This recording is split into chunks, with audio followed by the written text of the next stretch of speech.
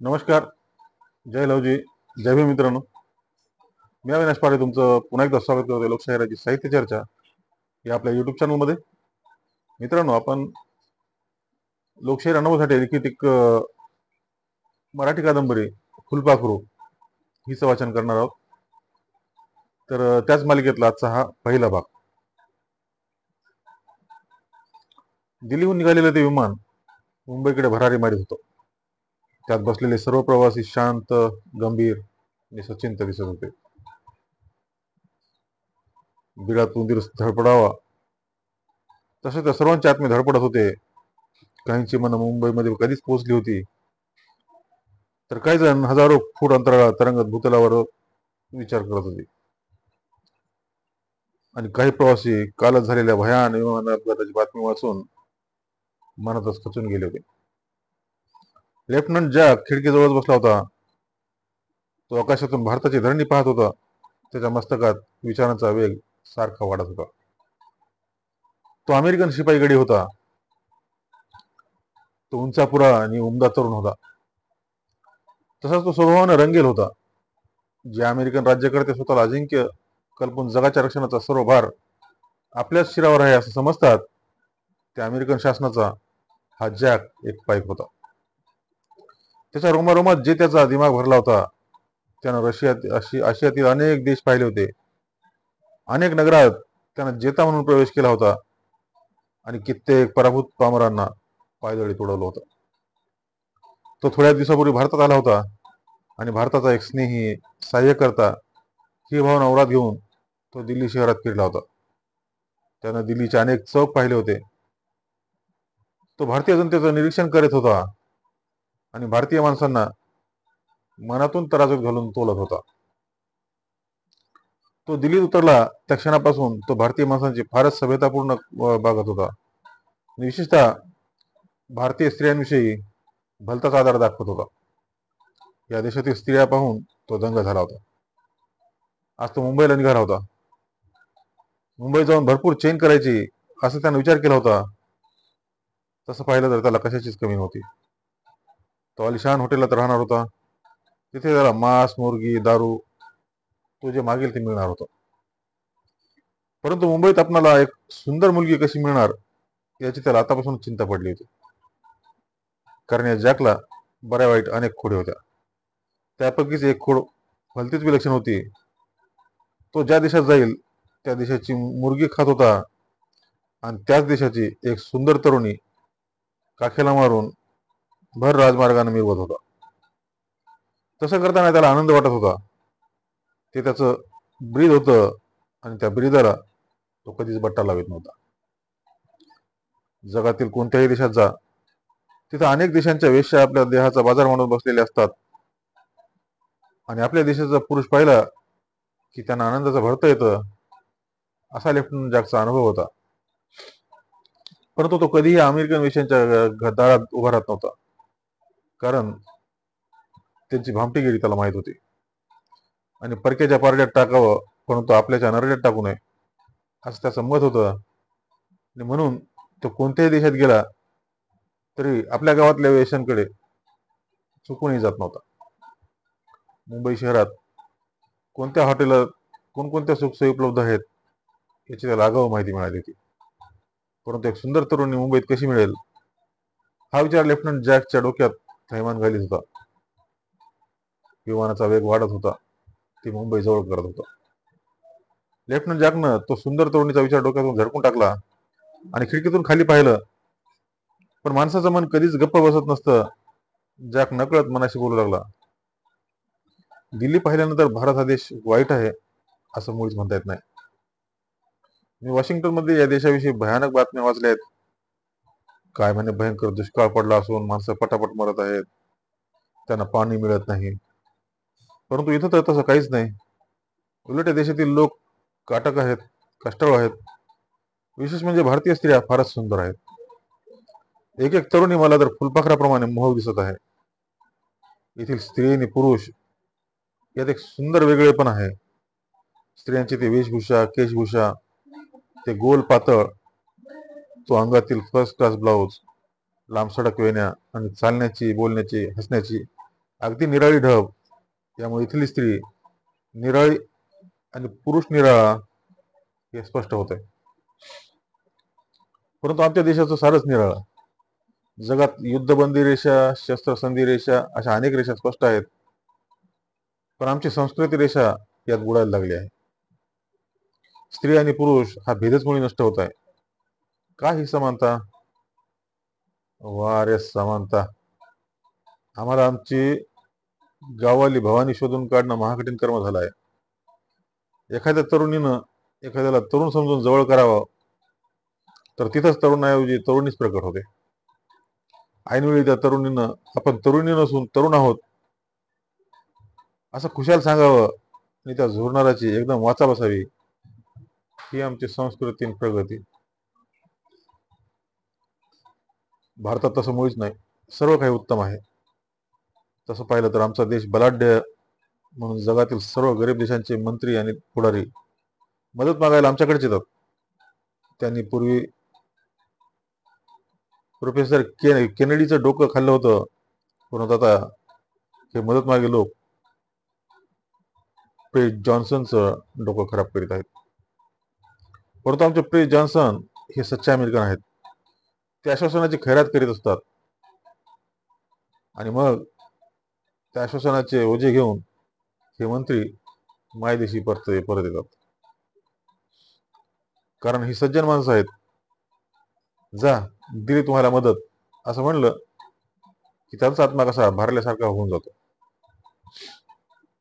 बाकी तसं पाहिलं तर पाकिस्तानी पुढारी भलतेच बेरके आहेत. तेही मदत मागायला येतात, पण त्यांचा खाक्या काही निराळाच असतो. ते कराची सोडण्यापूर्वी चावमाऊ की जय म्हणतात. मग जय कराची, जय पेकिंग अशी गर्जना करून नंतर प्रेस जॉन्सनच्या दारात दंड ठोकतात, ला मदत, नाही तर चला चाव के घर. आणि चाव म्हणजे चाव लॉ असा बोध होताच आमचे कडक जॉन्सन एकदम मऊ होतात आणि ते त्यांना भरपूर आणि फुकट मदत करतात. कारण धरलं तर चावलं, सोडलं तर पळल, आणि ते थेट पेकिंगला. अशी आमची स्थिती या पाकिस्तानने केली आहे. बरं, मदत घेतात ते घेतात, आणि वर कराचीला जाते वेळी आमच्या एखाद्या गाववालीशी लग्न करून तिलाही घेऊन जातात. याला काय म्हणावं? केवढा हा अन्याय! तसं पाहिलं तर हिंदू लोक फारच सभ्य. त्यांना मदतीचे आश्वासन मिळालं की बस, मग ते इकडे का तिकडे ढुंकूनही पाहणार नाहीत. मुंडी खाली घालून निघालेच. पण ते पाकिस्तानी महाविलंदर आहेत. त्यांनी 600 पॅटर्न रणगाडे अगदी फुकट लाटले. कित्येक सेबरजेट विमानं पळवली आणि निघाली कुठं? तर दिल्ली सर करायला. परंतु कसं? तर अकबर, बाबर, शेरशाह यांची पवित्र नावं घेऊन रमत गमत अगदी एखाद्या लग्नाला जावत असत. आणि जेव्हा भारतीय फौजा रानात उतरल्या तेव्हा हे बहादर सेबर जेटच्या वेगाने लाहोरकडे पळत सुटले. त्यांच्या त्या पळण्याला तुलनाच नाही. लहान मुलांवर खेळण्यातील रणगाडा वापरावा तसं त्यांनी आमच्या पॅटर्न रणगाड्याचा वापर करून 400 रणगाडे धुळीला मिळवले. आणि भारतीय सैन्यानं आमच्या अजिंक्य पॅटर्न रणगाड्याचा खुशाल पॅटीस करून टाकले. आणि जेव्हा भारतीय लष्कर लाहोरच्या वेशीवर येऊन धडकलं तेव्हा आमच्याच राज्यकर्त्यांना दया आली आणि त्यांनी युद्धबंदी जाहीर केली, म्हणून ते पाकिस्तानी वाचले. पण काय फायदा झालेला नाही. ते आपले पूर्वी होते तसेच आहेत. आता त्यांचा विचार कशाला हवा? लेफ्टनंट जॅकनं जागेचा घुसळलं आणि उगीच आपला खिसा चाचपून पाकिटाची चौकशी केली. मी ते सलामत असलेले पाहून तो स्वतःलाच म्हणाला, अरे हा भारत देश आहे. या देशात पाकिटमार कसे जन्माला येतील? जगातील सर्वात मोठे आणि भयंकर पाकिटमार सध्या व्हिएतनाम या देशात थैमान घालीत आहेत, आणि त्याचं नाव आहे व्हिएतकॉंग. त्यांनी तर आता आपल्या प्रे जॉन्सनच्या खिशाला कातर लावले आहे, परंतु ते खिसा कापत नाहीत. तर ते आमची रसद कापतात, विमानं जाळतात आणि जगभर आमच्या अब्रूचा पंचनामा करतात. पण तसला प्रकार भारतात मुळीच नाही. नंतर जगला एकदम मुंबईची आठवण झाली. मुंबई ही कोणत्या राज्याची राजधानी आहे याचा तो विचार करू लागला, पण त्याला त्या उलगडा होईना. अखेर त्यानं हवाई सुंदरीला बोलावून तिला विचारलं, प्लीज मला असं सांगा की मुंबई कोणत्या राज्याची राजधानी आहे. महाराष्ट्र राज्य, ती हवाई सुंदरी उत्तरली. महाराष्ट्र म्हणजे काय, त्याने दुसरा प्रश्न विचारला आणि ती हवाई सुंदरी गोंधळली. तेव्हा जॅकनं खुलासा केला. तो म्हणाला, म्हणजे ज्याप्रमाणे आमच्या USA चा अर्थ युनायटेड स्टेट्स ऑफ अमेरिका असा होतो, तसा महाराष्ट्र याचा अर्थ काय. तो प्रश्न ऐकून त्या हवाई सुंदरीनं आपल्या लिपस्टिकनं रंगवलेले ओठ उलटे करून दोन्ही भुजा उडवून तो अर्थ आपल्याला कळत नाही असं सूचित केलं आणि लेफ्टनंट जॅक स्तब्ध झाला. तो पुढे काहीच बोलला नाही. मुंबई 30 मैलावर आहे असं त्या हवाई सुंदरीने जाहीर करताच लेफ्टनंट जॅकनं सर्व विचार झटकून टाकले आणि पुन्हा आपलं डोकं रिकामं करायचा प्रयत्न केला. परंतु पुन्हा तो नकळतच मुंबईचा विचार करू लागला आणि मुंबई कशी असेल याचं चित्र तो आपल्या कल्पनेतच साकारू लागला. जी मुंबापुरी आज भारतातील एक अग्रगण्य नगरी म्हणून मान्यता पावली आहे आणि महानमंगल महाराष्ट्राची राजधानी असं जिचा लौकिक आहे, परंतु अशा त्या नगरीत जेवढा प्रकाश आहे तेवढाच अंधार आहे. मुंबई जितकी मंगल आहे तितकीच तिला काही कुकर्म्यांनी अमंगल करून ठेवले आहे, हे लेफ्टनंट जॅकला मुळीच माहीत नव्हतं.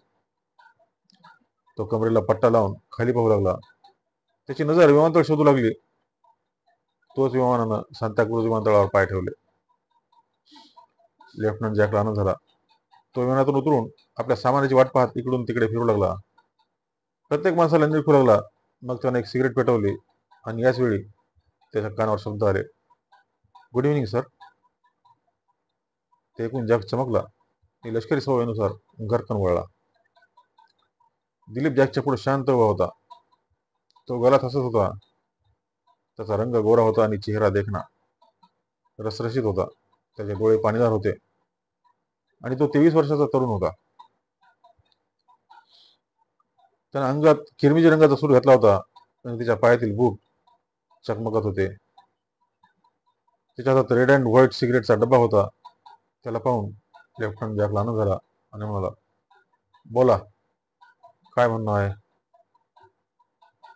माझं नाव दिलीप आहे. मी एक नम्र विनंती करू का.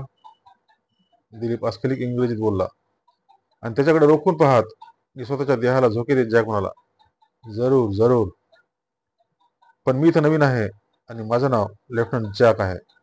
बोला. सर, आपल्या सेवेसाठी एखादी सुंदर मुलगी हवी आहे का. दिलीपने विचारलं. सेवेसाठी आणि सुंदर मुलगी हे शब्द कानी पडताच लेफ्टनंट जॅक संतुष्ट झाला, पण दुसऱ्या क्षणी तोंड वेडेवाकडे करून म्हणाला, मला मुलगी पाहिजे आहे, परंतु ती सुंदर पाहिजे, हिंदुस्थानी पाहिजे.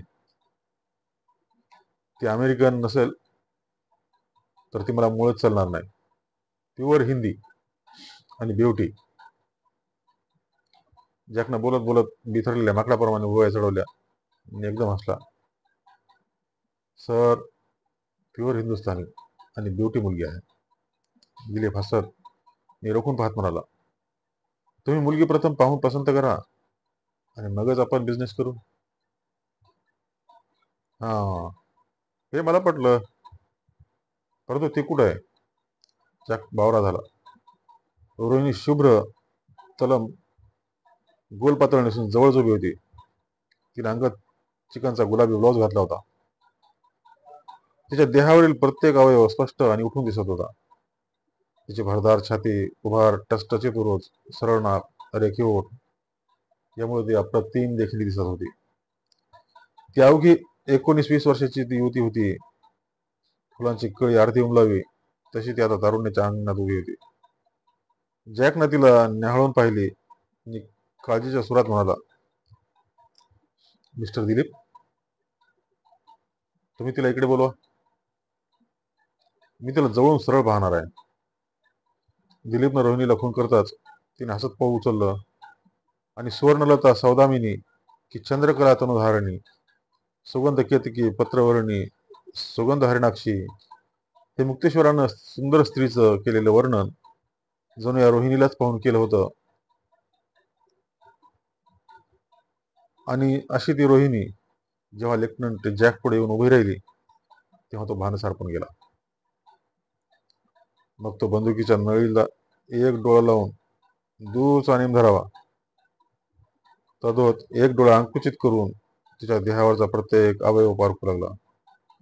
ती इतकी तरुण आणि इतकी सुंदर असेल यावर त्याचा विश्वासच बसत नव्हता. आणि ती डोळे विस्फारून त्याच्याकडे पाहत हसत होती. लेफ्टनंट जॅक दिलीपकडे म्हणाला, मिस्टर दिलीप, ही तरुणी अशी दिसते तशीच आहे ना, की यात काही हिंदुस्थानी बनावटीची बनवाबनवी आहे?